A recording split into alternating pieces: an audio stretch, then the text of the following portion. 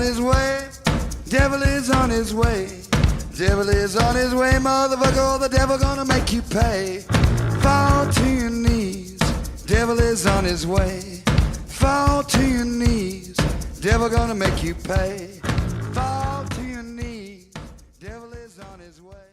Motherfucker, he's on his way. Hey, y'all. Welcome back to Mountain Murders. I'm Heather. And I'm Dylan. Hi, Dylan. How are you today? I am doing incredible. I just met you, and this is crazy. Oh. Here's my clown suit. I'm John Wayne Gacy. Yeah, get in my car. There's no latch on the interior. Ted Bundy is my favorite Uber driver.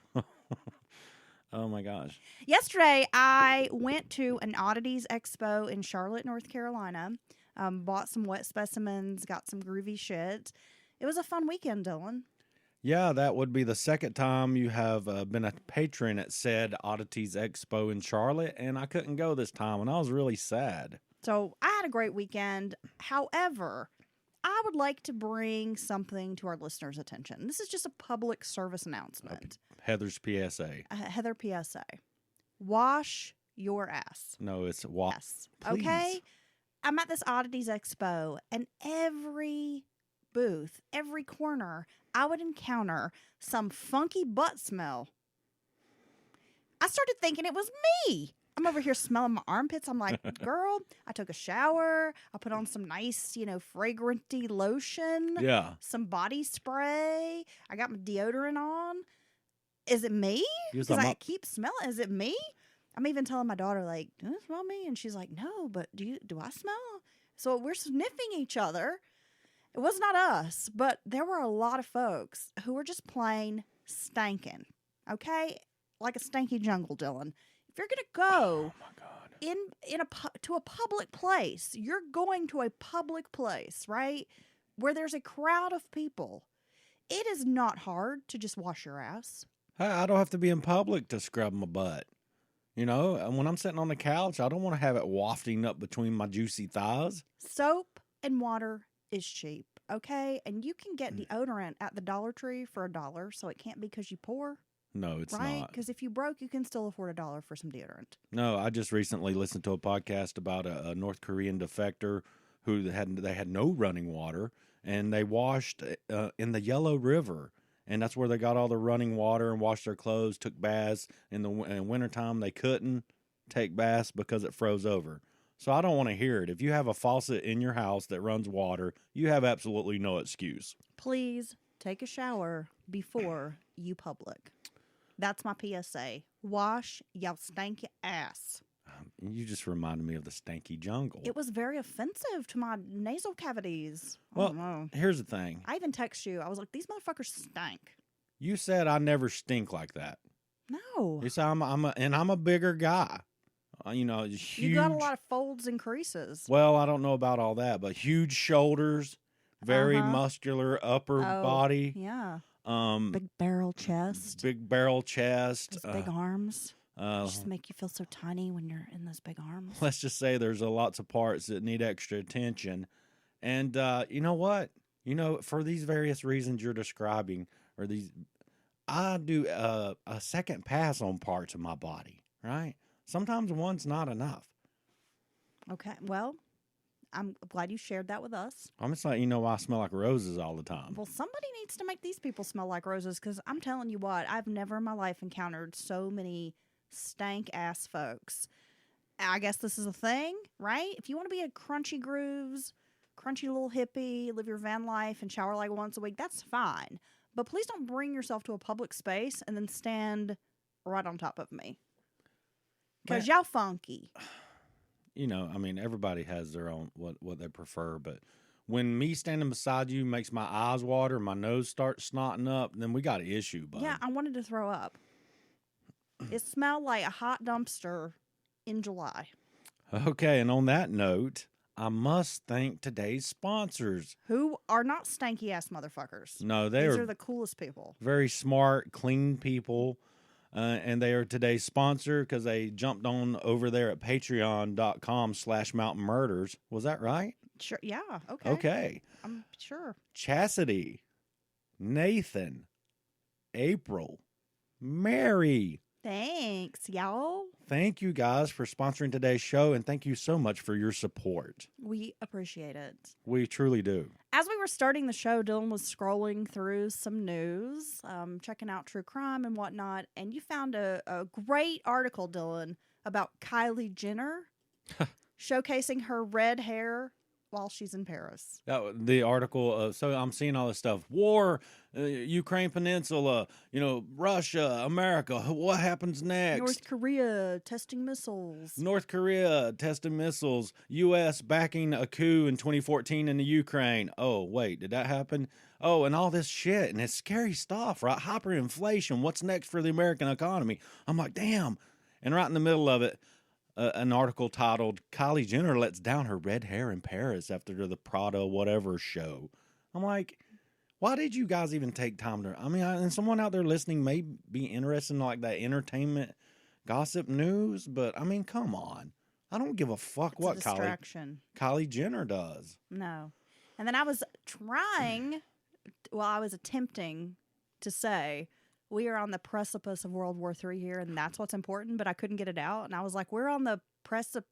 She was like, we're on the persimmon. The persimmon of this disaster. And then you made fun of me. Yeah, I was like, is that strange animal that Dylan, looks like a duck and just has a bill? Like you have those big, studly shoulders and this just massive upper body of strength and like sex appeal. God, yeah, okay? That's my true. Big...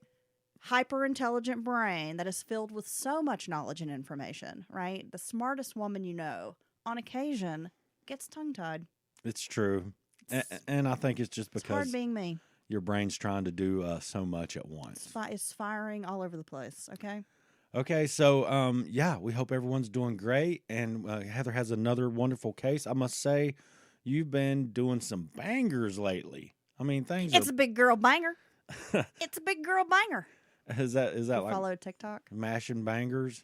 Have you seen the guy on TikTok? So he's like my new favorite dude. He's got this rap song and it's called Big Girl Banger, where he celebrates all of us meaty women who've got the thigh brow and fluffy bellies and stuff. Oh yeah. I like it. I feel like this is gonna be a big girl banger because I'm a big girl and I'm about to bang it out, Dylan. Well, let's dive in. Okay, so we kind of bullshit a little bit because we had somebody say, I really miss y'all's bullshitting. So we're bringing it back for you. I can't remember who it was that wanted us to bullshit some more, but we're bullshitting just for you. But we're ready to get into today's case. Dylan, you have thanked our lovely new patrons. Let's do the damn thing. Woosah. James Clayton Vaughn was born April 13th, 1950 to parents James Sr. and Helen Vaughn. James was a middle child with an older sister, Carolyn, and some younger siblings, Marilyn and Gordon. Life for the Vaughn children was plagued with abuse, neglect, and turmoil. A common theme among many serial killers. This fucked up childhood. Yeah, there's very few that come from a seemingly normal childhood. There was that one guy who would take the girls and kidnap them, take them back to his house and kind of keep them there, and then like sometimes let them go. Then he ended up killing people. Stare it. He had a seemingly rather normal childhood, and I think we commented multiple times like this isn't how it usually works with these types of monsters. James Sr. was an alcoholic who had served in World War II. His wife Helen was German. She was equally as abusive and also an alcoholic. Violence and neglect was daily life in the Vaughn household, with both mother and father doling out harsh physical punishments to the children. The marriage was also filled with domestic violence. In one particularly severe situation, see, my brain just can't work all the time. That's a situation. James Sr., who often went on these week-long drinking binges, came home after a bender and decided to beat his pregnant wife when she asked where he had been. And that's just not a good look. This caused her to have a miscarriage. Oh, and that's horrible. How could you live with yourself after that? Even if you sobered up and was like, oh my God, I was, being an asshole and beating my a guy who does that. This guy was such a son of a bitch, shitbird Dylan, that he probably blamed her. Yeah, see what you made me do? Yeah. Yeah, I think that's one of the favorite lines of some sorry-ass abuser. Though all 4 children were seriously abused, James Jr. was targeted because he was the oldest boy. At times, the parents might drag the sleeping children from their beds just to hit them I couldn't. How do you? over some minor or imagined offense. How? I mean, yeah. I mean, could you imagine one of my classic taglines? Living in a household like that, some poor child, the trauma. No, it's fucking awful. Yeah, it's And horrible. not only that, but as a parent, I'm not trying to wake up my sleeping kids. Yeah, to beat them or not beat them. Just leave them alone. You let sleeping dogs and kids lie. Yes. Well, James Sr. had a cane that he would often use to beat his son. So this is not, I mean, not only is he, this poor child's catching them hands, but a cane. I mean, can you imagine a wooden cane, the size of a cane? I mean, you're talking about, a little bit of girth to that cane, right? No, I mean, that brings back, that's a very scary to be struck with something like this. And you had that kid in Singapore, Bill Clinton famously was like, Oh, the caning. let him go. And I was like, cane that motherfucker. He's acting up in another country, show him what's what. But it's the imagery alone is very scary of being struck with this, rather strong stick. The children were underfed and malnourished. James Jr. had a special hatred reserved for his mother, whom he later described as, quote, so masculine and acted so much like a man that it drove him away from her. He did not, care for this. He felt like his mother should be a little bit more feminine, more nurturing. And he just said, she acted like a dude. Well, who are you to tell your mom how she should act? Well, I guess when she's beating your ass, you should feel like maybe she shouldn't be beating your ass. I don't know. But, Mama, you ain't hit me like a woman. You're hitting me like a damn old 300-pound truck driver. Maybe. Who's angry. Now, the 4 children would grow up with mental illness. Gordon would be committed to institutions several times throughout his adult life. James Sr. couldn't hold down a job, mostly because of his alcoholism, and he also had a lack of skills. So the family moved around quite a bit and led a nomadic lifestyle. Yeah, a lack of skills could really affect your job opportunities, right? Absolutely. The children were uprooted as many as 3 to 4 times a year. Now, Dylan, we've discussed this before. You moved quite a bit as a child. Yeah, and I mean, some of these things we've discussed before, time and again. People may get tired of hearing us say it if they're long-time listeners, but yeah, it's chaotic. You never make long-term friends. I'm, as an adult, jealous of people who knew somebody from kindergarten or went all through middle school and high school with them. I mean, even at 43 years old, I'm still think I'm missing that type of deep, connected friendship in my life. The children never had stability, and it was difficult to make friends, much like what you're describing, Dylan. Before James Sr. abandoned his family for good, he relocated them to Mobile, Alabama, which I believe was his hometown.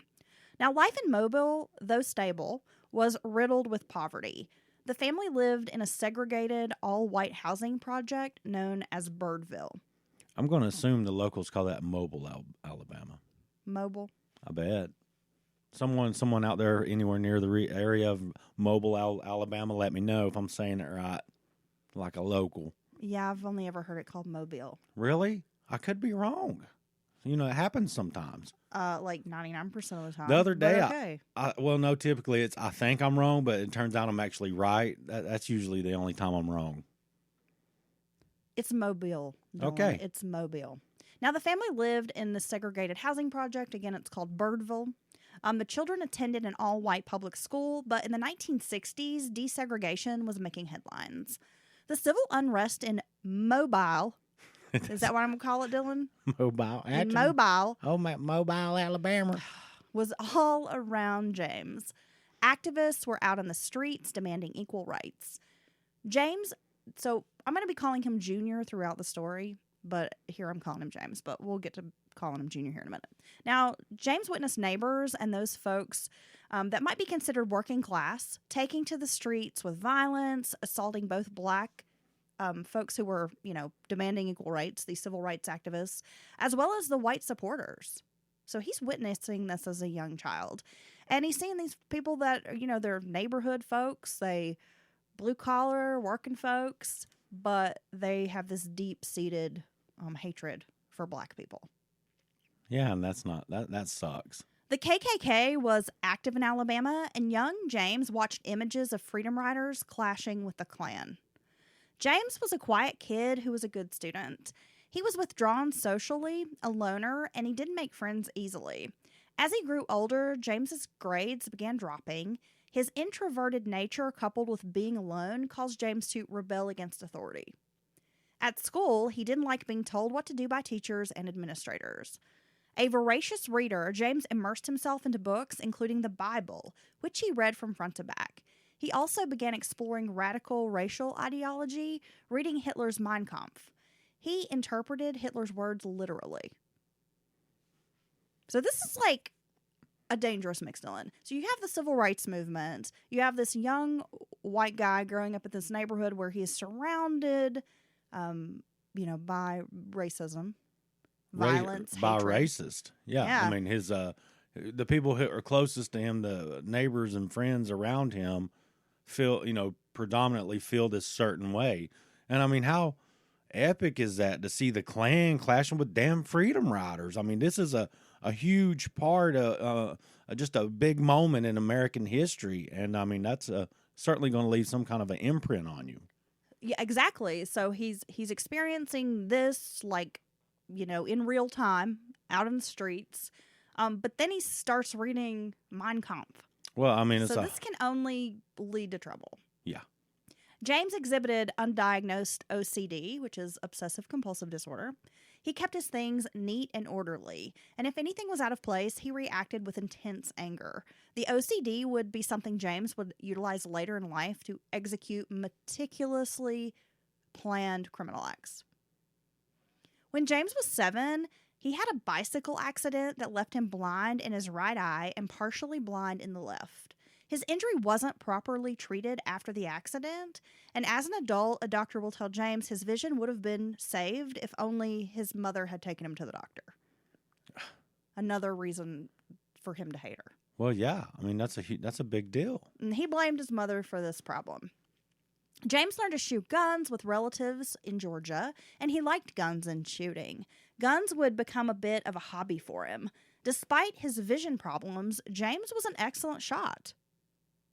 Despite being legally blind, they considered him to be like a marksman.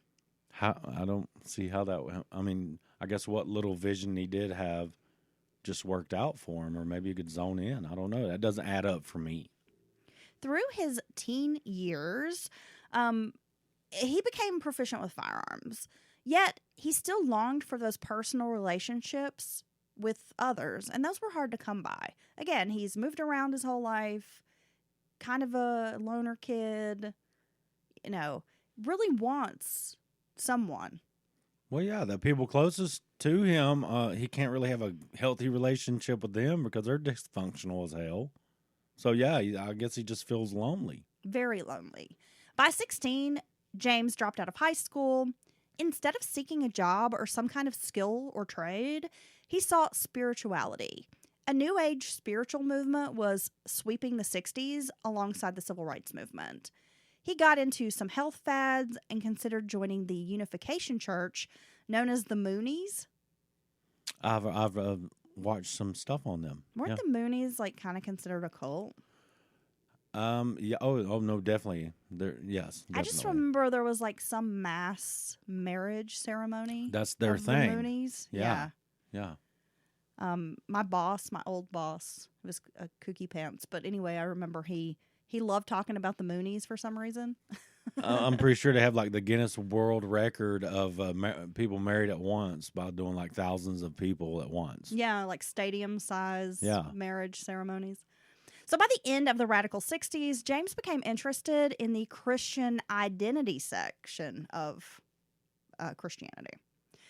Most CI followers or Christian identity followers believe the white race is descended from the lost tribes of Israel. They believe Jews are evil. Non-white races, particularly black folks, are considered, quote, beasts of the field. Therefore, they're subhuman and should be treated as animals. So, okay, let's say I end up in a CI meeting by some happenstance. Someone's or I actually saw this funny joke the other day. I forget the guy's name, but he's like, you go for the food, you don't go for the meeting, right? And so And they started explaining this to me, how white people are the lost tribes of Israel, but then Jews are horrible, and like basically everyone else non-white sucks. I'm just like, how in the world do you think that white people, tribes, we're descended from tribes in Israel, but we're white? How does that work? I mean, just from a scientific standpoint, It's mental gymnastics, Dylan. it is mental gymnastics. Now, if you recall from our Eric Rudolph case that we covered, almost 2 years ago, he was also a member of the Christian identity movement. Yeah, and that's when you said that, I thought to myself that typically comes with militia-like settings and groups, guns. They love the guns, and they're all about, they're all coming to get us. We're going to protect ourselves. So I could see James maybe getting sucked into this. James, who desperately wanted to fit in somewhere, found a home among the believers. Damn. And we know this is what happens with a lot of people who are influenced into joining these cults. Well, in these types of groups. No matter the cult, it's going to be a love bomb. They're going to bring you, hey, we agree with what you think. You're going to find, we're going to take care of you. We're eating good. People are laughing, hanging out. And yeah, they're going to love bomb James, and he's going to be like, wow, finally I found a group of people that love me. And eating good. Eating good. What? Eating good. Eating good. Are they eating good in the neighborhood? What are you, like an Applebee's commercial, bro? Eating good goes a long way. Does it? I mean, you will deal with shit. That's why a lot of people even get together with their families on Christmas and Thanksgiving, even though half their family they don't agree with and hate for whatever reason.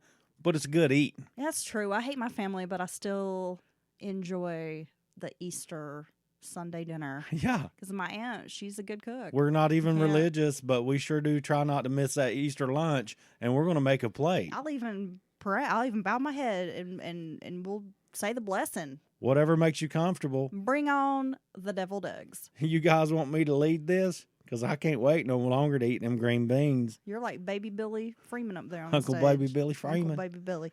Now, in 1968, Junior met 16-year-old Bobby Louise Dorman, whom he wed within a few weeks. He was arrested on numerous assaults during their marriage. Together, they had a daughter. And after only about a year, Junior left his wife for good. He moved to Washington, D.C. to join the American Nazi Party. Okay. Real proud of Junior at this point, I guess. I mean, what the fuck? And it's almost fitting that you flipped to calling him Junior at this point. Yeah. Right before you put let out the fact that he joined the American Nazi Party. I am going to call him Junior from this point, and there is purpose for this, Dylan. I'm calling him Junior because he changes his name later on, and I'm not going to respect him enough to call him by his new name. He's a shipbird. I'm going to call him Junior because that's what his family called him, and he hated him. So fuck you, Junior. That's right. Junior's radical transformation seemed to happen overnight. He'd grown up during the tense period of the civil unrest, like during the 50s and 60s, while living in the South.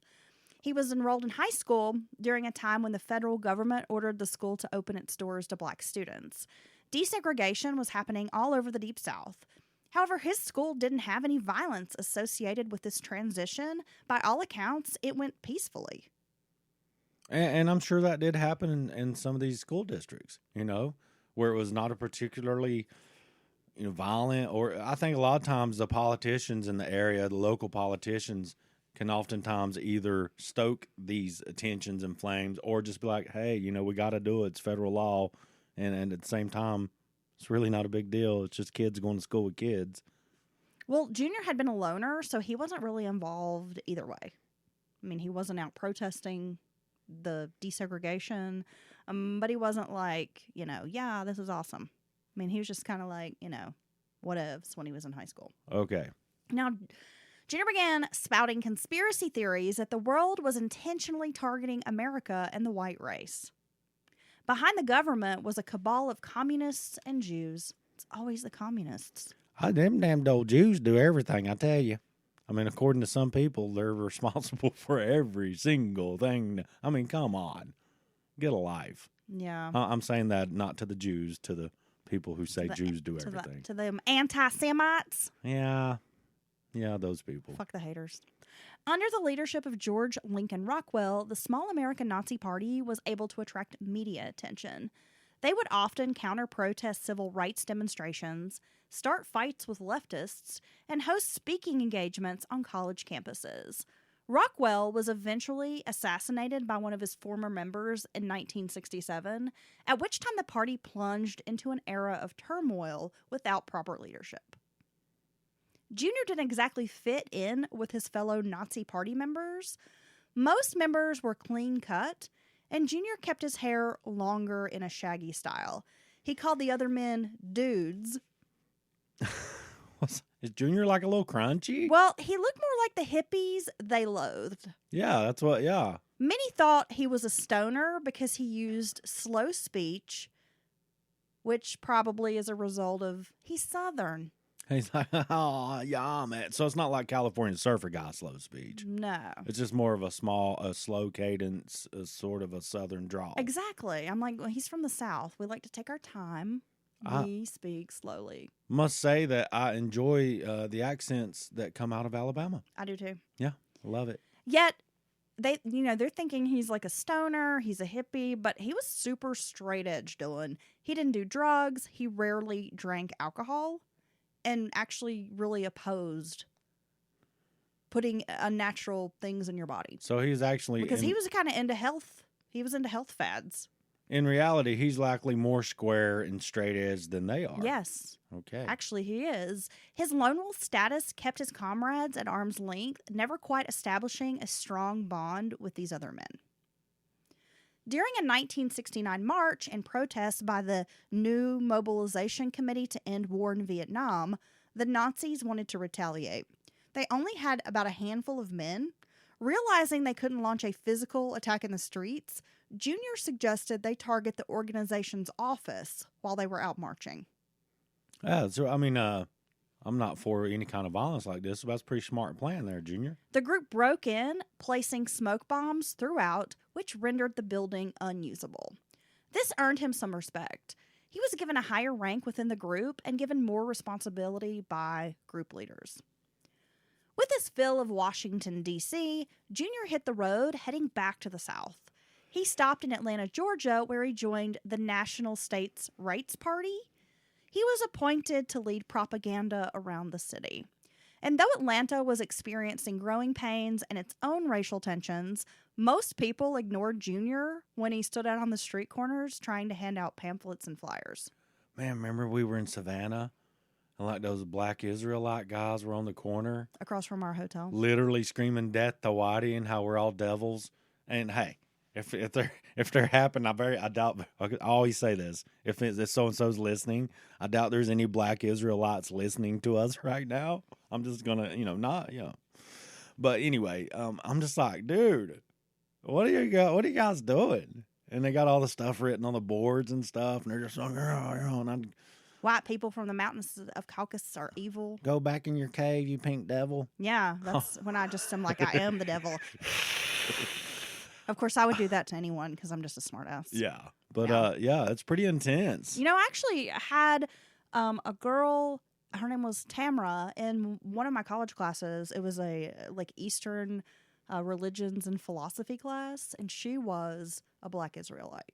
Wow, way back before it was cool. This was in the late 90s. Yeah. Okay. And she hated white people. I mean, she would just sit in class and be like, "I hate you," and she would tell the professor, like, "You're white. I don't have to listen to you."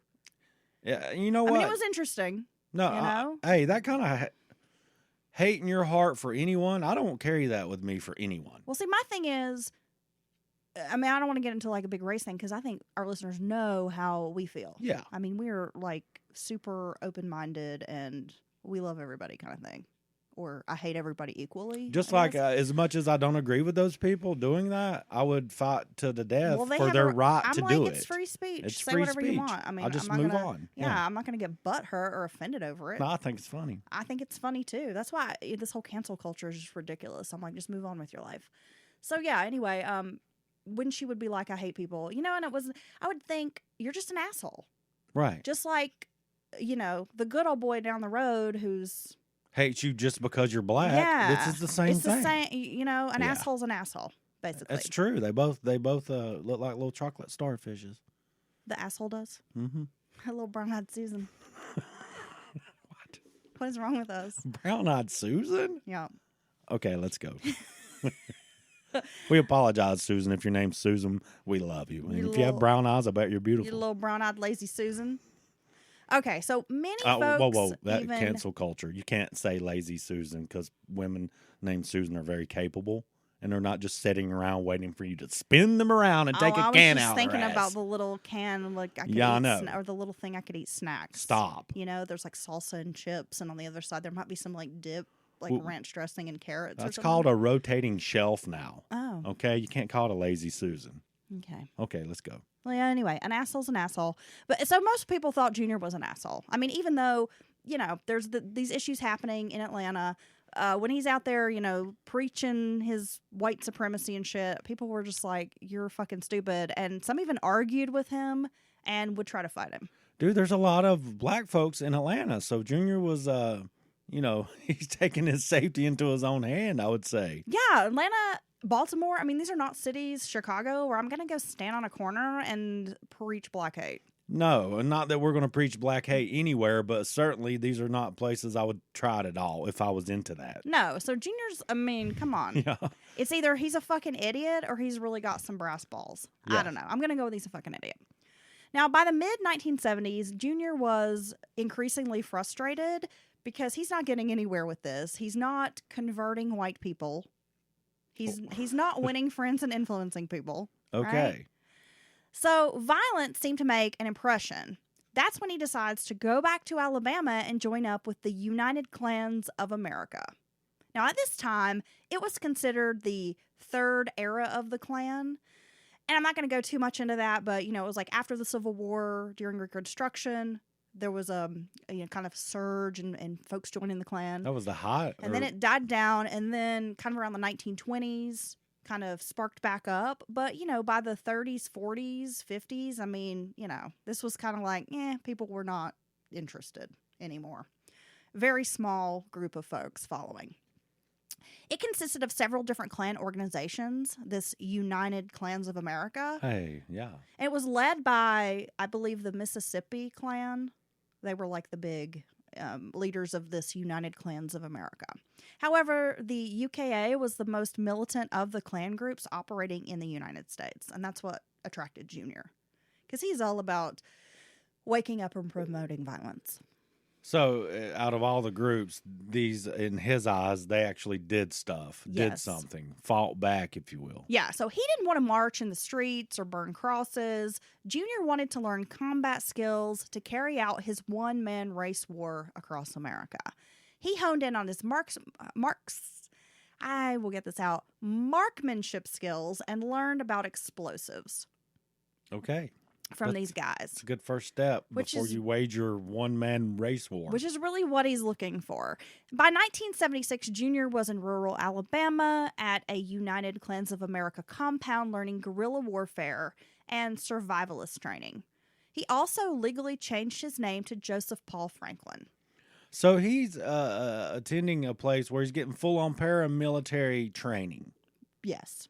Likely people leading it are ex-military, blah, blah, blah. Now, when you get to this point in a group, I think is when it truly gets dangerous. It does. When you start learning tactics and how to attack a, fortified defensive position or anything like that, it's almost like it multiplies the crazy times 100. It's definitely throwing fuel on a fire. Because instead of just talking shit, you could actually do something physical and be efficient at it. And that's the scary part, is the efficiency that comes with this training. Like I said, he changed his name to Joseph Paul Franklin, and it was a combination of his two heroes, Joseph Paul Goebbels Okay. and Ben Franklin. Because for whatever reason, he loves some Ben Franklin. Thinks he's just a great American patriot. All right. That's a very interesting combination to have as your heroes. It is. Though, old Ben's not as clean as he seems either, but he's certainly no Goebbels. No. Though they did find all the bones in the house he used Which to is occupy. fucking weird. We should talk about that on a Patreon episode. We can talk about it on Pat Shit Crazy. Thank you for dropping our second podcast, Dylan. Way to promote. He said, quote, I saw violence as the only way to accomplish things. I still believe that violence is good if it's directed at the right people. Okay, well, that's a dangerous thought. I mean, I don't know. Is it? Do you think that people, I mean, who deserves violence, though? I mean, because you're the one deciding that. I don't know. Sometimes I think people deserve violence. I think the only time true violence to where you can kill or maim is in self-defense. I think that's the only time that I can truly be okay with it. And I would do it right now. If someone tried to attack us here in our home, I would pick up one of your many weapons of death hidden around the house that look like normal household objects, but you've already checked them for weight and sharp points. Yeah. And and I wouldn't feel bad about it. I wouldn't want to do it, but I would do it to protect you and our family. But other than that, I don't know. Thank you, because I would bust somebody in the face with a can of tomatoes if they was trying to hurt you, baby. Oh God, not the can of soup. I love you. I love you. I'd be like, these are 16-ounce tomatoes, bitch. I got them on sale at the food line. 2 for $1. What? That's that fire roasted garlic, bitch. Exactly. Was going to put this in my chili, but I'm not now. And you still use it after you get it back after the court case is gone. Got Still a big wanting. dent in it. I'm like, excuse me, can I have that back? I'm still wanting to make that That was chili. 89 cents, okay? Pennies is pennies, sir. Though he had been rejected for the military draft to Vietnam, in 1977, he was able to join the Alabama National Guard even with poor vision. Yeah, see, this guy's eyes just don't hold him back. I gotta give him that. He's certainly handy capable. He is. Yeah. He had joined to gain combat skills, but soon the discipline and the regiment of being in the military was just too much for him because he doesn't like authority. And if there's no better racial melting pot in this country than the military. That is absolutely true, Dylan. You're going to be in there with plenty of black and brown and white and yellow. Everybody in between. Is that okay to say? Everybody. Between. You're going to be in there with everybody. Purple. Men, women. You might be in there now with, trans soldiers, airmen. You might have homosexual. I mean, it's definitely a melting pot. I bet it's more fun now. You think Better so? music. Probably. Inspired by Charles Manson, Jr. hoped to start a race war. He thought if he could make a splash, other white supremacists would join his cause. He just has to get their attention.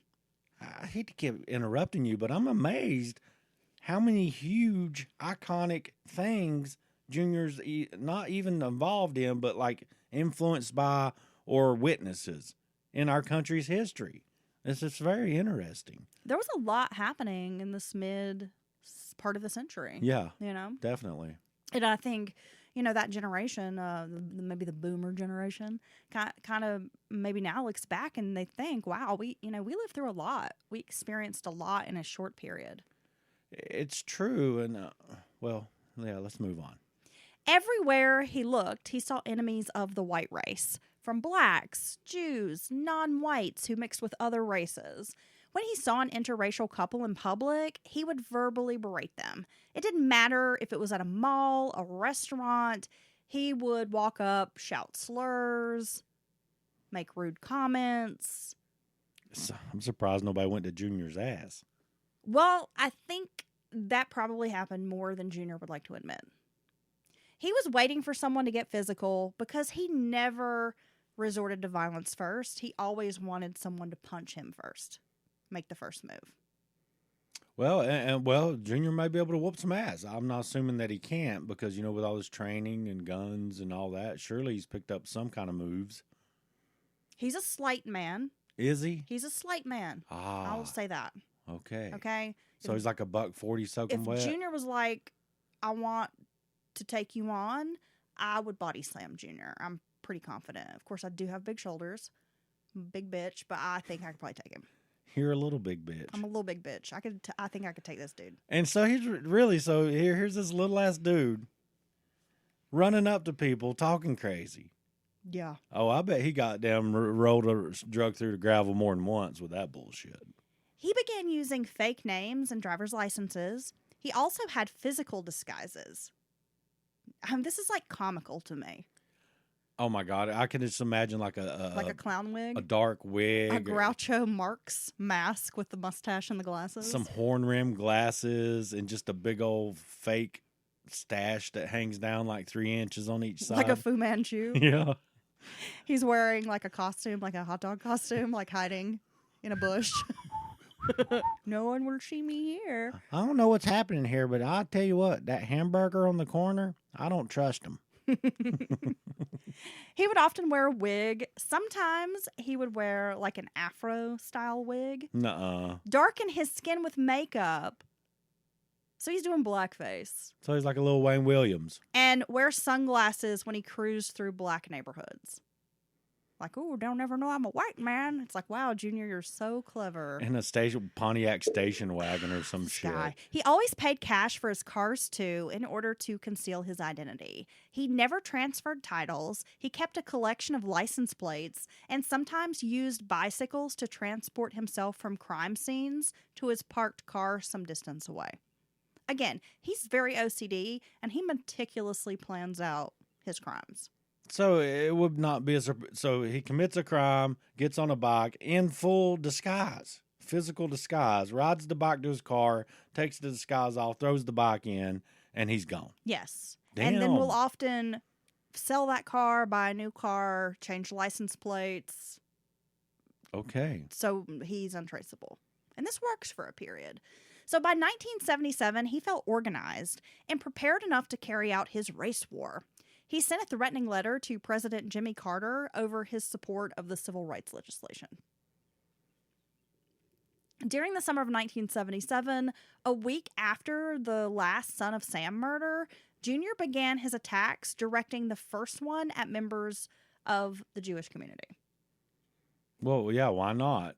I mean, I'm sure in Junior's head, the Jews are responsible for all the social and political ills worldwide, right? He truly hated Jewish people, firmly believing they were evil and responsible for most of the world's problems.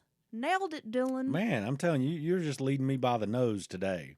When he had seen young Jewish college students aiding during the civil rights movement throughout the South, registering voters, that did not sit well with him. And that really spurned this, like, deep-seated hatred. He narrowed down his first target by researching newspapers and magazines until he set his sights on Morris Amity, a high-profile congressional lobbyist for Israel. When he was able to locate Amity's address in Washington, D.C. Sorry, honey. I dropped my fidgety. Well, thing. stop fidgeting. Well, I wasn't making any Sit noise. still. You're like a child. This is what happens. I'm not going to edit that part out. You're making it worse. So when he was able to locate Amity's address in Washington, D.C., Dylan, in a suburb, Dylan, he was once again on the move. Dylan. Okay.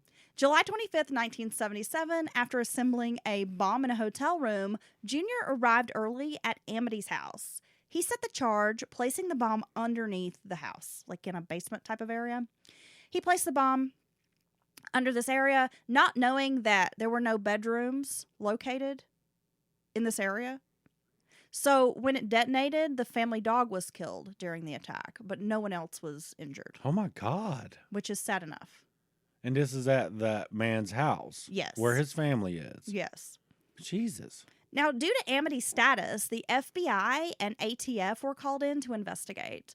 A large amount of physical evidence was removed, but nothing could be tied to a suspect. The investigators kind of figured that Amity was targeted by Middle Eastern extremists. They turned their attentions in that direction, completely ignoring the perpetrator might have been a homegrown hater. Well, yeah, I don't think, back then, it was before some of these other large events that happened time and again. I guess they just didn't. It must be some Middle Eastern terrorist because of Israel's, issues there in the Middle East. That makes sense, I guess, for the FBI to think that way. When Junior learned his attack had not killed anyone, he was very upset. But it was motivation to commit more attacks. He quickly fled Washington, D.C. for Chattanooga, Tennessee. He checked into a motel using one of his aliases, then set out to find a synagogue. However, there were only a few synagogues in Chattanooga at that time, and there was not a particularly large Jewish population there in the 70s. So I could see him like doing some reconnaissance on this synagogue and like with dreadlocks and like a bright shirt like he's from Jamaica or some shit. He's wearing like a cat in a hat, like top hat or Yeah. something, right? That's one of his disguises. Yeah, like there's nothing to see here. He eventually settled on the Beth Shalom synagogue because it was easily accessible by highway, so he could escape. He liked spots that were near major roads or intersections where he would be able to flee a crime scene fast. And so that is like kind of a common thing he adopts throughout his crime sprees. On July 29th, Junior placed a bomb inside the synagogue. Fortunately, the evening prayers were finished and no one was inside. The blast did considerable damage to the building. But, it was a good thing no one was hurt. Well, yeah, I mean, could you imagine if it was full of people? No. Talk Yeah. about a fucking disaster. So the bombs are really scary to me. I find bombs very scary. Because they're just they don't care, and there's always it's this large area affected, and like in the Mormon papers, I think we watched on Netflix, there was multiple bombs used to kill people in that situation, and it's just like your car blowing up, for instance. For some reason, that imprinted on me as a child. Like if I got my car and started it and it blew up, that would just be horrible. That would suck so bad, right? And this is why you never made enemies with the mafia. Right. Yeah.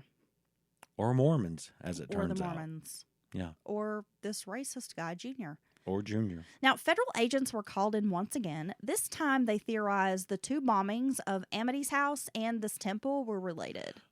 There you go. See, that's the thing about bombs is that they bring a lot of attention, and they typically bring the FBI and the ATF with all their resources. And oftentimes, bombs and bomb makers, they have a fingerprint, and it doesn't take them long to say, "Hey, these devices are connected." So that's no surprise. Again, it's similar to the Eric Rudolph case because they were able to link Rudolph's Atlanta, the Olympic bombing, to the abortion clinic in Alabama, as well as the gay bar in Sandy Springs, I believe it was. Right. Similar materials, similar techniques, blah, blah, blah. So, yeah, and that's the ATF don't play around. I don't think a lot of people realize how badass as far as agency the ATF is. I think sometimes that they're almost more effective and stronger than the FBI in ways, especially when it comes to guns and bombs. But Junior was already long gone, having changed to a different identity at this point. Having failed at bombing, Junior decided it was time to switch up his game. So here's this guy's set off multiple devices. They've gone off, destroyed buildings and stuff like that, but it's just not getting the result that he wants. Right, it's just the destruction of property. And it's no bringing a lot of lost. a lot of and heat. it's bringing the heat. Okay. Yeah, absolutely. Instead of detonating explosives, he would become a shooter. He loaded up his car with guns, heading to Wisconsin, where he targeted a judge named Archie Simonson. Simonson made headlines when he showed leniency toward a couple of black juveniles who were convicted of raping a white girl. And this enraged Junior. He was so mad about this. But he was even more sold on Judge Simonson as a victim when he learned the man was Jewish. Oh, yeah, this is perfect for Junior. His plans were thwarted when Junior stopped by a local mall to pick up some supplies for the assassination. While parked in the lot at the mall, a car blocks him. Now, most people would shake this off, but Junior saw the car was being driven by an interracial couple, and he loses his shit. The black male driver begins arguing with Junior, who escalates the situation by hurling, racial slurs at this couple. As the black man, he gets out of his car, he comes over to Junior's vehicle, he's ready to stomp his ass.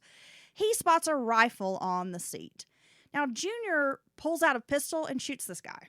Oh, shit. Now, as the woman begins screaming, Junior walks over to her and loads two in her body. This was an impulsive reaction to kill two people in daylight with loads of witnesses around, When Junior has been so meticulous and that that is in his nature to be so organized and planned and very, like OCD about everything. This was just like completely not like Junior.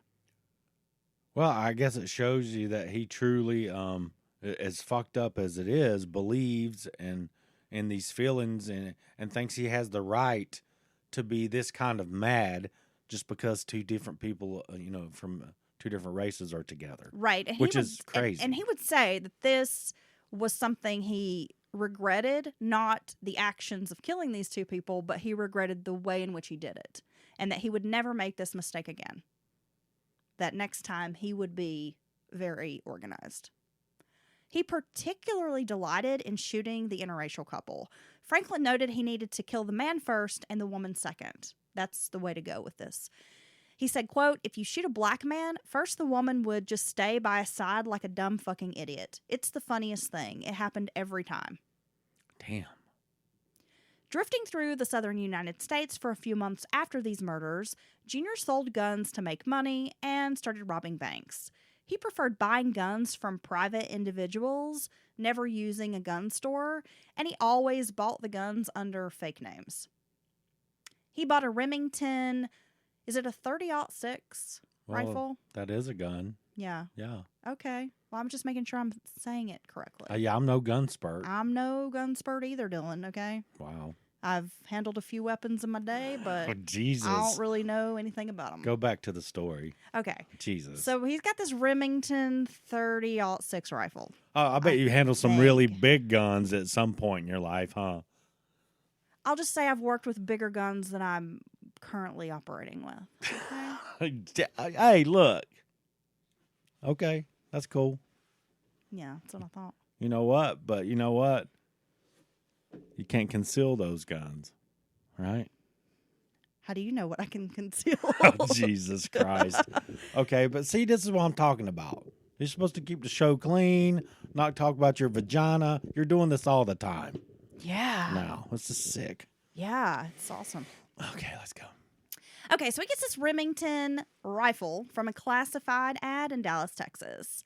Junior preferred this model gun because it was accurate, powerful, and made in America. Fuck yeah! America!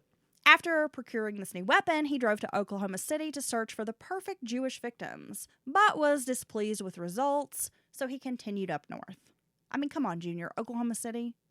Yeah, it's not this guy that keeps going. He needs to go in like the Diamond District in New York and get where the Hasidic Jews are, and they're just like, you can't miss them, bro. Like you're going fishing, but you're not going to the lake.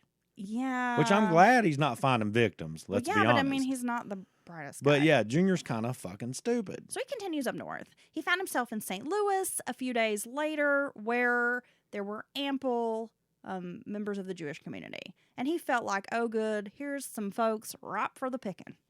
Settling on the Shalom Knesset Israel congregation in Richmond Heights, Missouri, because of its vantage point, he did some reconnaissance work and discovered that it was, kind of close to this highway. He would be able to hide himself, conceal himself kind of in the bushes and then flee.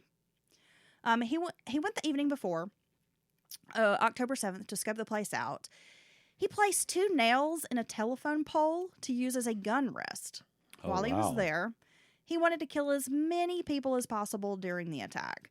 On October 8th, when he verified the temple was holding a service, Junior hopped on a stolen bicycle, riding it to the sniper nest he had built in front of the synagogue. I'm just imagining like he stole a little girl's bike. Yeah, like a. It's got little streamers, right? It's a little basket, little bell. Yeah, and he's like way too big for it. He has his extra ammo in a little basket. All I can think about, because this guy he's a dumbass. When services let out, men, women, and children poured out of the building. Junior took aim at the crowd, firing bullets with deadly precision. When the chaos ended, 3 men lay on the ground. And by the time police arrived, Junior was already back in the safety of his motel room watching news reports. Damn. 2 men were injured, and one victim, Gerald Gordon, was killed. The shooting was classified as a hate crime because there were no other motives that investigators could determine. He drove back to Memphis for a cooling off period where he robbed banks and planned the next attack. Because again, he's just driving all over the South. Here, there, everywhere. Joseph Paul Franklin opened up an issue of Hustler magazine and saw a graphic depiction of interracial sex. Oh, my God. That's when he thought to himself, I should shoot Larry Flynt. Now, during the 1970s, if you're unfamiliar, Larry Flynt was a lightning rod of controversy. Considered a porn kingpin, Flynt challenged good taste. The former Cincinnati strip club owner and bootlegger built an empire by catering to sexual desire. From the strip clubs, he began publishing Hustler magazine, which was in direct competition with Playboy and Penthouse. And while some might say Playboy is more like artistic, tasteful, classy, Flynt was publishing pure smut in Hustler. Yeah. There's a stark contrast between those two magazines, especially back then. I think. If you're not familiar, of course, I don't know how you could not be familiar with Larry Flynt, but if you are living under a rock in this day and age, I recommend watching The People versus Larry Flynt because Woody Harrelson nails it. And I have to say, I think that Larry Flynt is a national hero. Well, a lot of people miss his stance and his fight on free speech and for people's right to do what they want, basically, as long as they don't hurt anyone else. As long as it's consenting adults, let's all grow up. It's okay. You know, if you don't like that, don't look at it. Yeah, I will always err on the side of the First Amendment. But and I think he's certainly a First Amendment hero in our history as a country. I think he's a national treasure. And he laid it all on the line for this. Although the magazine was protected by the First Amendment, local ordinances could prevent its sale, and Flynt could we'll get this out, could face prosecution. If you're playing a drinking game where I mess up, this is the episode where you're going to get fucked up. Yeah. So Flynt spent a bulk of the 1970s fighting various lawsuits and legal loopholes, which left him with criminal charges. It was during an obscenity trial in Lawrenceville, Georgia on March 6th of 1978 that a sniper wounded Flynt. Since he was known to associate with shady characters and made a slew of enemies, it was hard to narrow down a suspect. Later, Junior will admit he didn't have an issue with pornography. It was Flynt's blatant use of interracial couples and black models that he did not like. Hold the phone. Junior's the guy who put Larry Flynt in the wheelchair? Will you let me tell the story? Thanks for the spoiler alert, Dylan. This dude's like a criminal Forrest Gump. Yeah. I mean, this is blowing my mind. Okay, so he found an abandoned building across the street from a diner where Flynt and his lawyer were having lunch during the trial. And they went there like every day. It was a routine. He waited for Flynt to exit the diner, and that's when he pulled the trigger on his .44 caliber rifle. Everyone was too busy concerning themselves with this wounded victim to notice Junior slip away. And although Flynt survived the attack, his life was permanently changed. He spent years until his death confined to a wheelchair, and at one point he became addicted to prescription pain medicines. So after this, Flynt, who had considered selling his magazine, was determined to stay at the helm and vowed to publish more interracial pictorials. He was like, you know what? Yeah, you might have shot me, but fuck you. I'm coming back bigger, harder, nastier, wider than ever. Jesus. Yeah. Damn, Larry. Well, I mean. So actually it strengthened his resolve. Yeah. To continue doing what he was doing and do more of it. He was like, call me Miss Nasty. I'm Janet. I'm nasty. Yeah. Nasty girls. Yeah, he wanted some nasty. He's looking for some nasty girls. Janet really did want some nasty boys. And at one point, I felt like I could be one of those nasty boys listening to Janet. But please take a shower if you're going to be be nasty, but don't be stinky, okay? Yeah, be adventurous in bed, but be clean. Junior was once again furious. He had not completed his mission of killing Larry Flynt. Yeah, he just... he made Larry do more of what he hated the most. On July 19th, Junior was back in Chattanooga cruising the streets looking for more mixed-race couples, as he called them. He calls them MRCs. which stands for mixed race couples. Anytime you start with the acronyms, you're heading down a dark road. He couldn't find any appropriate victims. He was about to give up on his quest when he spotted an interracial couple eating at a Pizza Hut. Junior parked around the corner and positioned himself in some bushes waiting for the couple. This guy. I don't know why, but the thought of this grown-ass man, like, hiding in some bushes is like, that's just some pussy-ass shit. It is. It is. And so he's a little dude, and that's the only way he can hide in the bushes. Big guys can't hide in the bushes. As the couple exited the restaurant, Junior pulled the trigger, firing 2 shots. The man was killed, but the woman was only injured. Now, he liked this style of attack. Throughout 1978 and 1979, he would target couples around restaurant settings. Okay. So it's busy. People are totally unawares of any danger. So he just liked the way it felt. Unsuspecting folks leaving a restaurant after having had a good meal. Totally caught off guard. Imagine. And then you've got the restaurant patrons.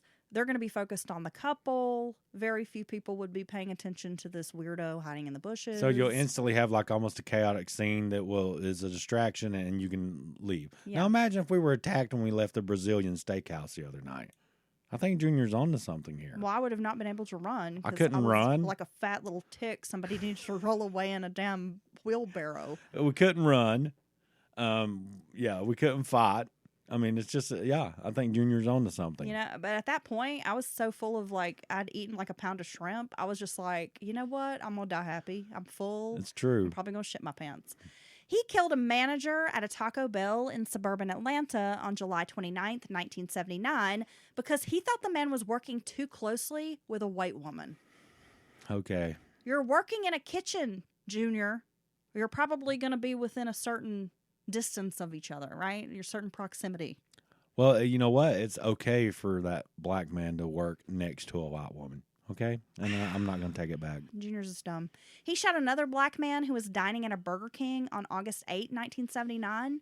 Now a seasoned killer, Junior knew exactly how to conceal himself during these attacks and evade authorities. Junior was known to frequent sex workers throughout this period. So Junior is just happened to be in this. I mean, is this how he's picking like he's just ordering something at Taco Bell and he's like, that black dude's standing too close to that white woman. Yes. I don't like that. Yes. And now you're a target of mine. Yes.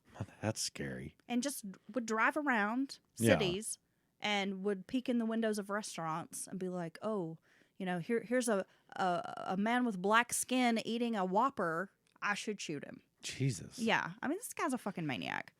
Junior was known to frequent sex workers, as I said, and though he had these grand plans to incite a race war, he still had feelings, Dylan, and needed female companionship. But he had to pay for it. Which does not surprise me one bit. And trust me, if you see a picture of Junior, somebody needed to charge him extra. Okay? Yeah. So it's like your first Tinder date with Junior. You're asking like his likes and dislikes and stuff. He's like, well, I could drive around the city on a quiet night and just look for interracial couples to kill. While he's like twirling his little fake mustache. And then he's like, he's well, obviously and in then full he's- disguise. And then he's like lonely Yeah. and needs to find some companionship that he pays for. You can't start a race war without some love in your life, Dylan. It's true. He met a woman named Anita Garden in Alabama. And I don't know why that name is funny, because I was like, Anita Garden. Anita Garden. But it's Anita Garden, yeah. Now, she knew he was a racist, but married him anyway in January of 1979. She didn't know the extent of his hatred, though. She knew her husband as James Cooper, because he married her under a fake name. And that he traveled working as a plumber. He always returned home from these work trips with large sums of cash. Now, eventually they settled in his hometown of Mobile, Alabama. No, I think you're right. It is Mobile. It is Mobile, where they had a daughter together. Oh, my God. And he was gone quite often, but when he stayed home, their marriage was filled with domestic abuse. Robbing banks was an easy way for Junior to make money, and he felt like an outlaw, comparing himself to Jesse James or Billy the Kid. So that's how he's bringing home these large sums of money, because he's robbing a bank. Also, he sold blood and plasma, It was a safe way to make quick money when he was on the run. By 1980, this would seem to be a better year for Junior. Now, he was pleased with the election of President Ronald Reagan, and he liked the conservative direction the country seemed to be moving in. However, he didn't feel Reagan's policies were enough. It would prove to be his most destructive year, leaving a terrified nation in his wake. He continued shooting black males and these mixed-race couples, but added another group to the list of victims, female hitchhikers. Did you know that Ronald Wilson Reagan, all three of his names have 6 letters in them? 666. You didn't know that, did you? Are you saying he's the Antichrist? No. Okay. That sounds a good observation. Just a fun fact. Yeah. Yeah. Do you know his wife Nancy also gave everybody Hummers in Hollywood? Really? Nancy Reagan was known as the BJ Queen. Oh, I thought she was giving them vehicles. No, I was like, Dylan. well, that's cool. No. I was like, damn. Yeah, I want a Hummer, Nancy, and I show up to get my car, and she's like, yeah, get it out. Yeah. I'm like, I don't know. Yeah. I was looking for a car, Nancy. Seriously, look into it. Just go Google Nancy Reagan blowjobs. I promise Pornhub won't pop up, but you'll find some interesting stories. Okay. Her mouth was like a Hoover. That's how she landed Ronnie. Okay, so May 2nd, 1980, Junior was driving through Wisconsin. I always want to say Wisconsin. I love the Wisconsin accent. I do too. I want to visit Wisconsin. But I feel like that it's probably much like when we're here and people talk about or try to do our accent, they're probably disgusted every time we do it. But I just love it. But I really love it. I love it. I think it's cute. And Minnesota. I love those Midwestern Yeah. accents, right? Yes. I also like those corn-fed Midwestern hoes that Kid Rock sings about. They're something else. Just want to motorboat them. Okay, back to the story. Okay, so he goes to Wisconsin one more time, and he picks up this white female hitchhiker named Rebecca Bergstrom. She was traveling from Madison to Frederick, and during the ride, the two began discussing racial views. Junior, you never talk about politics, religion, and don't ask me what my age is, right? Or trying to start a race war. Exactly. Well, so while they're just casually chatting, she admitted that she had once dated a black man. Uh-oh. He pulled over the car, ordered the woman out, then shot her on the side of the road near Toma, Wisconsin. Now, he never sexually assaulted the women or touched them before, he shot them. So he'd never left any kind of physical evidence or DNA behind. Because it's not about sex with him. No. It's about what he views being right. Rebecca's murder would remain unsolved for years before Junior finally confessed to the crime. And when I say years, I mean decades. Wow. Yeah. After departing North Carolina, where he had robbed a bank in late June, Junior was driving through West Virginia. He saw two female hippie hitchhikers. The women were Nancy Santamero and Vicky Duran, who were attending a nearby rainbow gathering. And if you haven't listened, check out our episode on the rainbow killings. We covered this case. You know what? I'm starting to realize we've done a lot of episodes. We've done a lot of episodes. Because there's been multiple episodes cited in this episode. We have 200 plus episodes. It's still. like an episodic circle. Yes. Is that a all word? coming round full circle, Dylan. Is episodic a word? I think it Yes, is. It is. Does it mean like episodes? I'll look it up later. Not exact. Do I really have to give you a fucking lesson? No, I'll break down the Latin. It does kind of, but not like what you're thinking. Just don't make me talk about this right now. Okay, so the two women made remarks about having dated black men or thought it was acceptable, which sent Junior into an angry rage. He shot the women, dumping their bodies on a rural mountain road. Another man was tried, convicted, and sentenced for their murders. His name was Jacob Beard. Again, listen to our episode. We talk about this in depth. While Junior was never on police radar. Finally, the man was released in 1999 after having served 6 years for the murders, only after Junior finally fessed up that he was indeed the man who had shot these two women. Yeah, and I think it's this is a strange conversation to have with someone. I think now I recall, actually, my brain's working. In the Rainbow Murders episode, you talked about these two poor victims, these hitchhiking friends, and just the fact that, how does that even come up? You know what I mean? What kind of questions are you asking like to I don't know, get someone to admit that, or however you want to look at it. So Junior's just an asshole, and he's caused a lot of trouble and pain and agony all over in entire regions.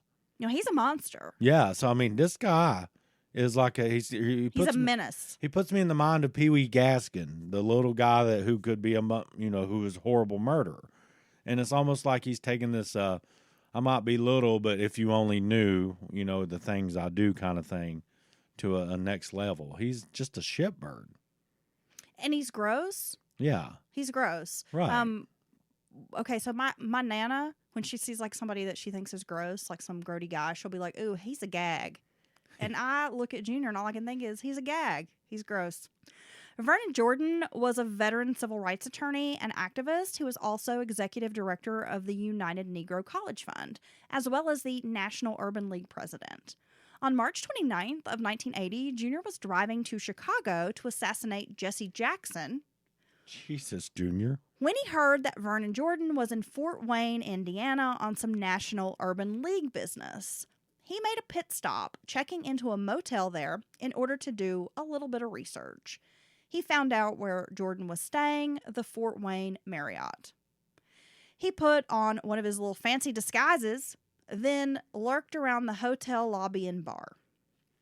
He spots Jordan, who's like at this point surrounded by a group of people, and noticed that there was a large number of white women.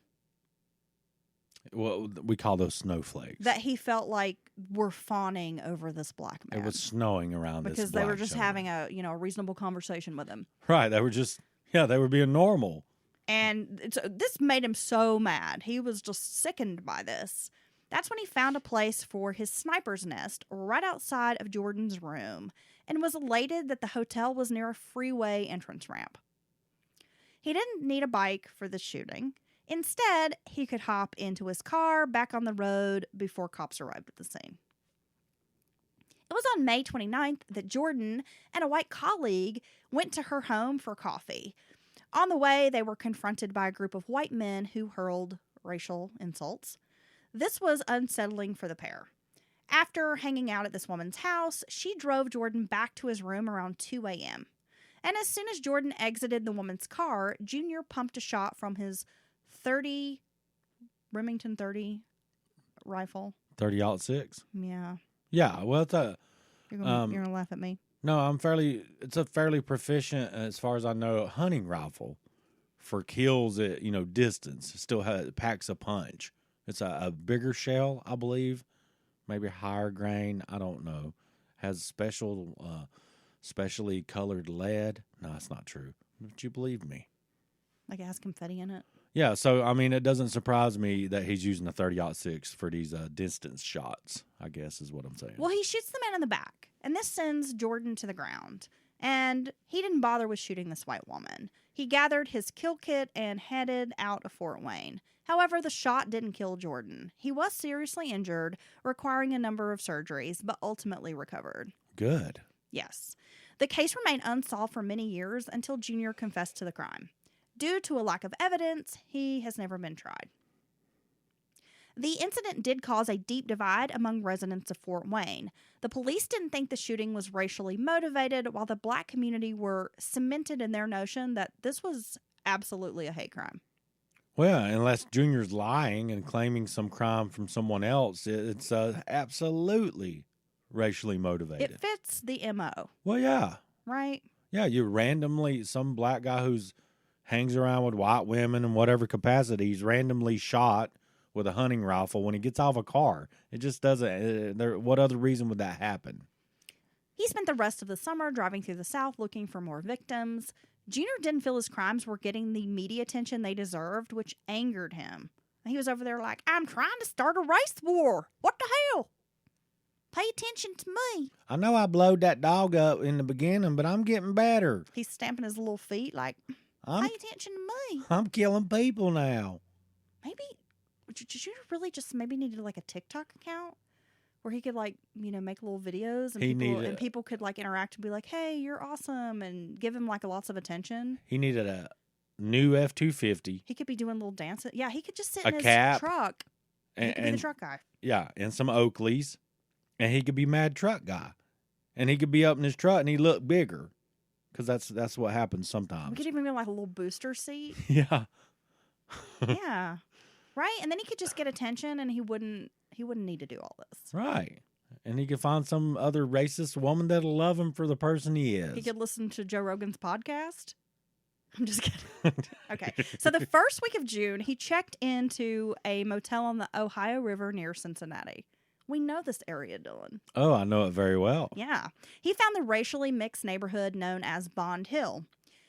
While he was there, Junior looked for a vantage point and found one atop a railroad trestle where he could see the entire neighborhood. Once he found the perfect spot, Junior returned to his motel room to plot out his attack. On June 8th, he made his way up to this area, and he tries to pick up this young woman from a convenience store near Bond Hill, which would prove to be a mistake because this put him in the area of the crimes. So making contact, someone who remembers him. And so this is interesting for anyone who's never been in Cincinnati is kind of terraced in this area. It's almost like the land's terraced and the houses are like built, above each other and stuff. So it doesn't, if you were to find some small higher vantage point, you could see a large area. Right, and you've got the Ohio River, you've got Cincinnati on one side, Covington, Kentucky, just across the river. Yup. I mean, it's almost like, just kind of the same, It's two different states, but it's basically the same area. Major highway. Yes. Right there that, branches out not long from there and goes in multiple directions. So this is a perfect type of place for little sick Junior to, do his sick things. So he hits on this woman. Yes. At the convenience store. Yep. Okay. Like, hey, girl. Hey. You want to see one of my fancy disguises? We can role play. You ever dated black fellers? You be the girl. Yeah, what of it? Oh, I'm going to shoot you, you stupid bitch. You're going to die. You're going to die. You done tainted that thing up with them old black. Was they big? I sure did, and I liked it. Oh, my God. That is a speculative statement, Dylan. I kissed a black guy and I liked it. Yeah. Yeah. He was tall. Anyway. What? Oh, hold on a second. Wait. You going to bring out my inner? I'm just kidding. Stupid. I kissed a black girl. I always tell you that when you die, I'm going to marry your best friend. All my family's black. It's true. He planted himself in his sniper's nest on the trestle and waited. It was 11:30 p.m. when he realized that two black males were walking closely. These dudes were just walking by. Junior's a maniac. He's insane. I mean, the way he perceives things around him really is twisted. Absolutely. So he shot one of the males, but then saw the other guy escaping. He aimed, but he didn't actually hit the second victim. He just shoots guys able to get away. He shot 13-year-old Dante Brown and his 14-year-old cousin Daryl Lane. That's so disgusting. Two kids walking. Now both died. Now he thinks he hasn't shot this guy at all because the guy just takes off. But it turns out the guy did die. And they were kids, 13 and 14 years old. Now the cousins were Junior's youngest victims. But he doesn't know that they're kids. He thinks they're adults. I mean, not that probably would have made a difference to Junior. That's what happens when you shoot people in the damn dusk light at 11:30 at night, or 11, and you're just being a fucking asshole, right? Yeah, things. Yeah, what so the these fuck? poor boys. I mean, they're just like out walking home, cousins hanging out, and they're shot. While in Cincinnati, after killing the young men, Junior made some sloppy mistakes. Now he's been very careful up until this point, but Junior starts to fuck up. He placed a classified ad in Cincinnati to sell a guitar and amp. So a woman responds to the ad. She comes over to the motel room and she's immediately taken aback by Junior's odd behavior. She thinks he is just creepy. He's weird. He's gaggy. She just is like, ugh. He tries to sell her a gun. Hey, I know you come for the guitar. Would you like to buy this hunting rifle with blood on it? Right. She just wants to shred. She's like, dude, I just want to jam some AC/DC. Yeah. I'm going to play some Heart. I'm going to learn some Heart on my guitar, right? Some Barracuda. I don't want your fucking gun. So instead, she's like, this guy's fucking weird. And she writes down his tag number and the make and model of the car that Junior is driving. Wow. Yeah. Because she's like, something ain't right about this dude. Now, departing Cincinnati, he drove to Johnstown, Pennsylvania, the shooting location for the movie All the Right Moves. If you're like an 80s fan, the Tom Cruise film, football movie. It's a steel town, about an hour outside of Pittsburgh. The town had a relatively small black population, but that didn't deter Junior from wreaking havoc. He found a spot near the Conemaugh River where he waited for a target. And after a while, he spotted a black man with a white woman walking along the bridge in the same direction. And he wasn't even sure if they were a couple at first. Because it's just two people walking. So they're not like hugging each other or holding hands. But then they reach to hold hands, Dylan. Shit. And that is when he unleashes a fury of bullets, which killed them. The randomness of all of his crimes is very, very, very scary and strange. He's like a terrorist. Yeah. He's a certainly. domestic terrorist. Definitely. I mean, I would not only flag him as a serial killer, but he's a domestic terrorist. Yeah, and unfortunately, his crimes haven't been linked together and aren't really getting the covers that they should. Or maybe someone would see his little weird ass, like that woman with the guitar there. Like, it's obvious when Junior gets around people and truly interacts with them, they quickly discover something's not right with this guy. And so yeah, that's just scary that you could just walk out of your house or be walking with a friend or your lover and just be randomly shot. I mean, very frightening. Yeah.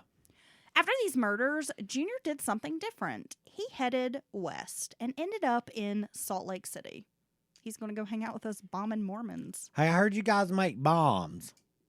No, hey, to just be kidding. clear, not all Mormons make bombs. That was just watch the documentary on Netflix and you'll know what I'm talking about. It's true. It's called The Mormon Papers, and it's very It's interesting. crazy. Okay, so he claims 2 more victims while he's in Salt Lake City. Junior was getting sloppy with his crimes, as I mentioned, Dylan. He stayed in the area longer than usual. He drove the same car that he had used in the other murders in Cincinnati Oh. and in Pennsylvania. So he didn't get rid of his car. He didn't get a new car. No, so he starts slipping up. And the loner made contact with some locals while he was in town. He forgot to change his license plates from the Bond Hill and Johnstown murders. He wrote down the original license plate when he checked in at the motel, instead of changing that out. While in town, he picked up a sex worker named Mickey. He asked where he could find black pimps, even offering to kill her pimp. Okay. He then bragged about having killed people and that he was a member of the KKK. He'd be like, "Hey, baby, you want a date?" And be like, "You know where I get you black pimps? Where's your pimp?" He's like, "Why don't you give me one of them little Nancy Reagan Hummers, girl? I got $20 right here. And by the way, you want me to kill your pimp?" "Is your pimp black?" She's like, "No, he's Croatian." Wait. Yeah. Isn't that white? Yeah, he's Serbian. That's okay. He's white, right? Well, I think at this point he just wants to kill someone. You got any black pimps? What the fuck's wrong with this guy? He's an idiot. I hate him. I do too. He also gave a ride to some female hitchhikers and boasted about his crimes to these strangers. So it seems to me like he's kind of cracking up at this point. Like all this intensity, because I mean, this would all be very intense. It's like he's kind of losing it, because he would never do early on. He would never do any of these things, and now he's doing all of them. Right. And I mean, I think this happens with, the serial killers, they end up getting caught. They start making mistakes. Well, they get sloppy. He also where they typically might have like cool off periods. They may not have that. They get more impulsive. They start getting an ego because they're not being caught. Well, that's it right there. And Maybe I he think thinks that destroys them. I don't have to go do these extra steps because they're never going to catch me. Right. And at this point, he's on the West Coast, so Yeah. he's like so far away and so far removed from these crimes. He thinks he's gotten away with murder. But all 3 of these women would later ID the man known as Joseph Paul Franklin. So not too smart, Junior. It took him a few days to learn his way around Salt Lake City. Liberty Park was a neighborhood with racial diversity, so he assumed that's where he would find a few victims. On the evening of August 20th, 1980, Junior hid in some bushes at the park, waiting for prey. He spotted two mixed-race couples and began shooting. One of the men fell to the ground. The women ran off screaming for help. The other man was bending down to assist his injured friend when he was shot. Now, the homicides of these two young black men rocked the peaceful Salt Lake City neighborhood. Ted Fields, a victim, had been selling marijuana, so police had to take a look at that as a possible motive. One of the women, Terry Elrod, had recently made rape allegations against a different black man, but witnesses reported that this shooter was actually a white man. So they do have some eyewitnesses. Okay. The other female at the scene was named Karma Ingersoll, and her father was known to be a member of an outlaw motorcycle gang and a hardcore racist. But he had an airtight alibi when questioned by police. The investigation kind of went on and stalled out for a period, turned into a cold case. Salt Lake City police sent information via teletype to law enforcement agencies across the United States. The news caught attention of the Cincinnati police, who were investigating the Bond Hill murders. It was almost nearly the same MO. Cincy police contacted the FBI not only because the killer possibly crossed state lines, but because it was clear these murders were a hate crime. They were racially motivated. Detectives from Ohio and agents from the FBI flew out to Salt Lake City, meeting with police officers. A few witnesses came forward, and they were able to describe the white man that they had seen fleeing the area, because at this point, he's not even wearing a disguise. So remember Junior had hooked up with a sex worker, Mickey, Right. and she had spent time with Junior. So she was also able to give police information. With eyewitness descriptions from Bond Hill, Liberty Park, and Mickey, they were able to complete a composite sketch of their serial killer. Up and down the I-15 corridor, police canvassed various motels and restaurants, learning that the killer had used several aliases. All the names were entered in the NCIC database, the National Crime Information Center, along with the license plate he'd been using. They're on his trail now. Fingerprints were lifted from one of the motel registration cards. So by now, they placed Junior at the Ohio crime scene and in Utah during these other murders. So they're building a case. A month after he left Utah, he returned to Cincinnati. It was on September 25th of 1980 that Junior found himself in a precarious situation, Dylan. He checked into a motel on the outskirts of town. Now, that evening, police swarmed. I'm so country. They swarmed this motel looking for a robbery suspect. Right. And they happened to block in the Camaro Junior was driving. The Camaro with the same license tag, same make and model vehicle. Yes, the same one listed in the NCIC database. So Junior, ever the asshole, complains to the desk clerk about the noise from the cop sirens and the fact that they had blocked his car. And when the desk clerk failed to react, Junior has the audacity to call the Florence, Kentucky Police Department to lodge a formal complaint. Oh, my God. The officers making an arrest at the motel were called by dispatchers to alert them that this man is complaining. That's when officers run the tag number and ding, ding, ding. It came back that this was a man suspected in 2 murders. Oh, my God. Could you imagine the police's their surprise? Well, actually, it would be probably 4 murders, but, you know, Yeah. it was the 2 different murders or whatever. So Joseph Paul Franklin was arrested in his motel room. Police found a well-stocked arsenal of weapons inside. He was handcuffed to a chair when they placed him in an interrogation room for about an hour. But one of the detectives came in trying to play good cop and unhandcuffed him, and that's when Junior was able to escape from the small town police station by climbing out a window. Okay. He paid a man on the street to drive him over the river into Cincinnati, where he immediately found a salon in a shopping mall. He cut and dyed his locks, then disappeared. By now, the FBI is after him. They have set up surveillance at his home in Alabama. They've contacted all of his potential associates, but Junior is a ghost. Cannot find him. Damn it. I thought they had his little dumb ass.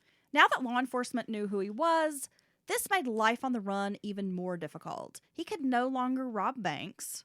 To make money, he began frequenting blood banks, getting those making a donation, getting that fast cash. I'm going to try that.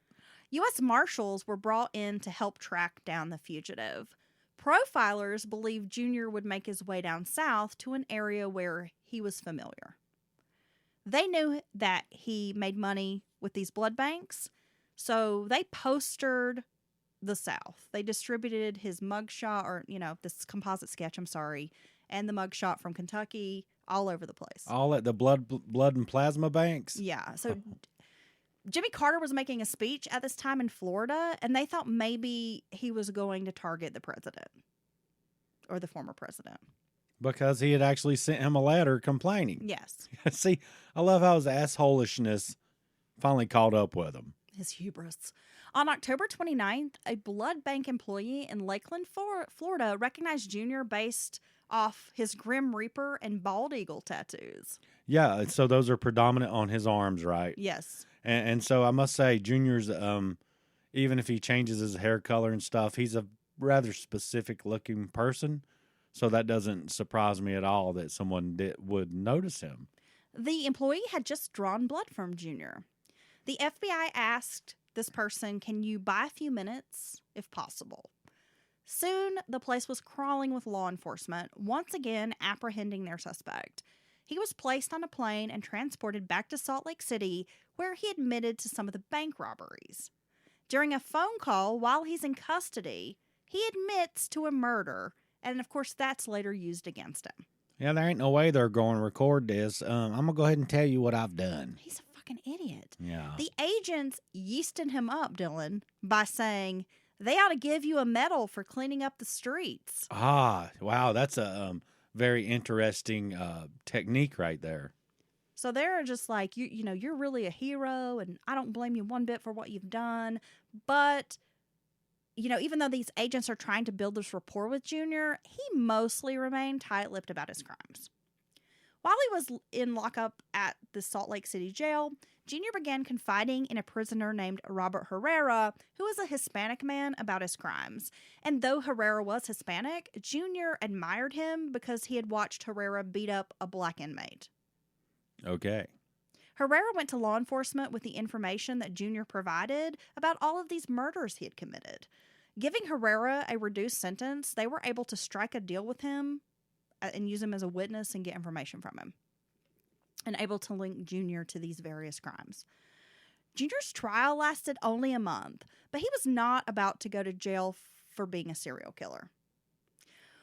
While awaiting for his attorneys in this special room without handcuffs, like before they escorted him into the courtroom, he took the hinges out of a door and was able to escape. So he popped the pins on the hinge. Yes. And then the only way out was an elevator, but it operated only with keys from a bailiff. Junior managed to hotwire the elevator and then crawl through the elevator's ventilation system. Damn, Junior. It took about an hour for law enforcement to find him. They had to secure the building and do a good search, but they found him hiding in a vent because, again, he's just a little guy. So he's resourceful. I'll give him that. He's spunky. Well, I would have eyes on him at all times. Even if in this room where he's waiting for his lawyer, I know there's client-attorney privilege, I would have a guard with him till his attorney walked into the room, and then I would step just outside the door. Because, it's obvious he's a squirrely little motherfucker. He's a slippery little fucker.